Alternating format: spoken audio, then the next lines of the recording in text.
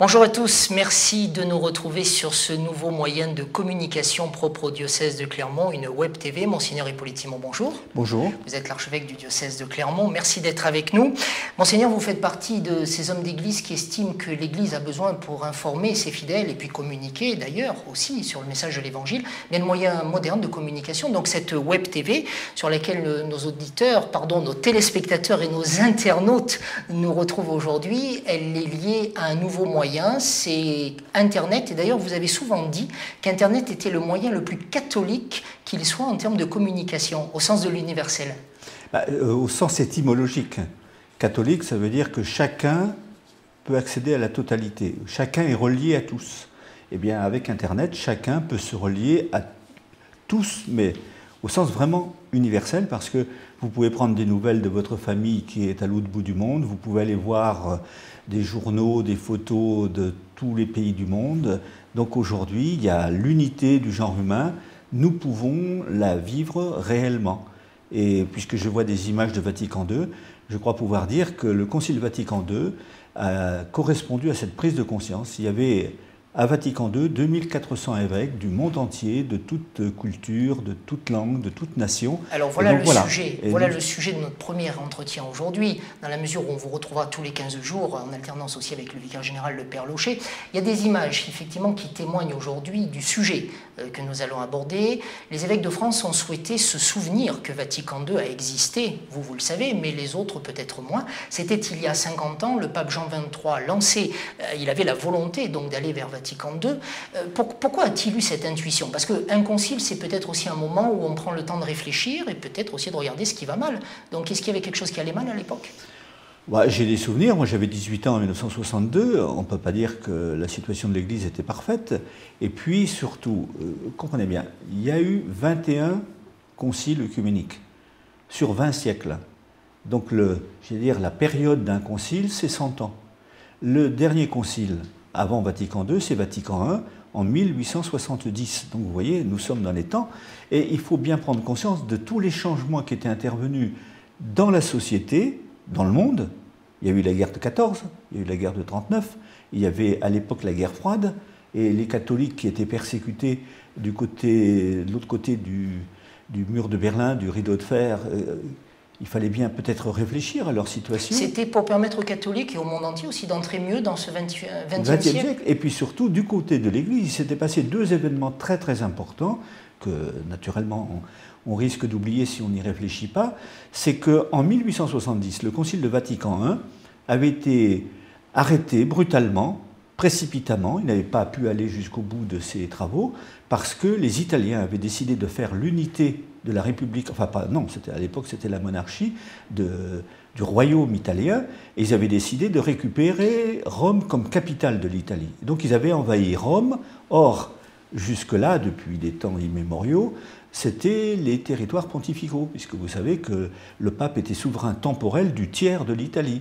Et voilà que l'Italie, pour faire son unité, supprime les États pontificaux et envahit Rome.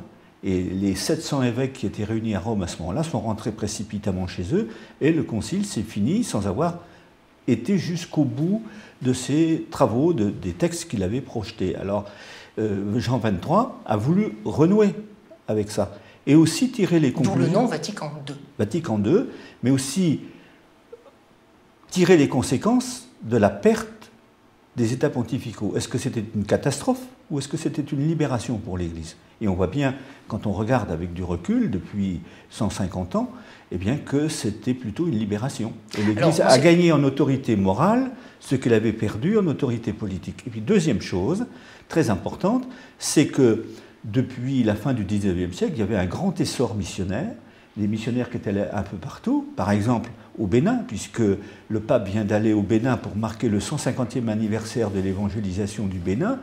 Et en 1926, le pape Pie XI avait demandé qu'on veille à former des prêtres, alors comme on disait à l'époque des prêtres autochtones, pour avoir un clergé autochtone dans ces nouveaux pays de mission, et qu'il y ait des évêques qui soient choisis parmi ce clergé.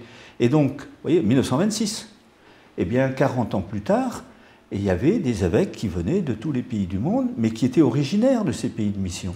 On vous retrouvera, Monseigneur Simon, tout au long de l'année d'ailleurs qui vient, l'année 2012, pour régulièrement, à travers ce moyen de communication auquel je faisais allusion, site internet du diocèse de Clermont, pour essayer de comprendre pourquoi vous avez souhaité que les catholiques réfléchissent. Ce qui est visible autour de Vatican II, eh bien, c'est effectivement l'arrivée des liturgies en langue nationale, la posture du célébrant lors des messes, qui depuis Vatican II est désormais face à l'Assemblée, c'est l'ouverture aussi à l'œcuménisme, au dialogue interreligieux. Le pape Jean XXIII a voulu Vatican II, et c'est en fin de compte son successeur, Paul VI, qui a non pas clos le concile, mais qui a envoyé les catholiques dans la suite de Vatican II. Une question très simple, c'est presque le terme de notre émission, pourquoi avoir souhaité, vous, que l'on réfléchisse un peu plus, peut-être qu'ailleurs, à Vatican II? Parce que, pour moi, Vatican II est aujourd'hui, c'est une étape dans la longue tradition de l'Église. Et il faut qu'on inverse notre perspective. Les gens qui, comme moi, avaient 18 ans ou un peu plus en 1962, en 1965, à la clôture du Concile, ont pu avoir l'impression que Vatican II avait amené des ruptures par rapport à ce qui précédait. Vous l'avez rappelé tout à l'heure, sur des formes qui ont changé. Mais il faut surtout comprendre maintenant, avec le recul, comment Vatican II, en fait, s'inscrit dans la grande et la longue tradition de l'Église. Autrement dit, il faut le remettre dans la continuité de l'histoire de l'Église, qui doit témoigner du salut en Jésus-Christ. Ça, c'est pas nouveau. Vatican II n'a pas inventé l'Évangile, mais nous permet peut-être de mieux le recevoir. Et c'est ça qui est important. Vous avez souhaité qu'il y ait des possibilités données aux équipes, ou du moins à des catholiques, de se retrouver, comme lors des années de la parole, donc dans les paroisses. On va pouvoir, écoutez, prendre du temps, justement, à travers un livret pour réfléchir. Il y aura des conférences, il y aura un colloque. Tout cela, vous le retrouverez, mesdames, messieurs, à les nouvelles du diocèse. Et puis, sur le site internet du diocèse, il y aura la possibilité, bien sûr, de retrouver l'ensemble de ces propositions faites au diocèse afin de vivre l'année Vatican II. Merci beaucoup, Père Hippolyte. Et il y aura des vidéos. Et il y aura des vidéos. Merci de le rappeler. On vous retrouvera régulièrement sur cette Web TV. Merci, Monseigneur Simon. Merci à vous.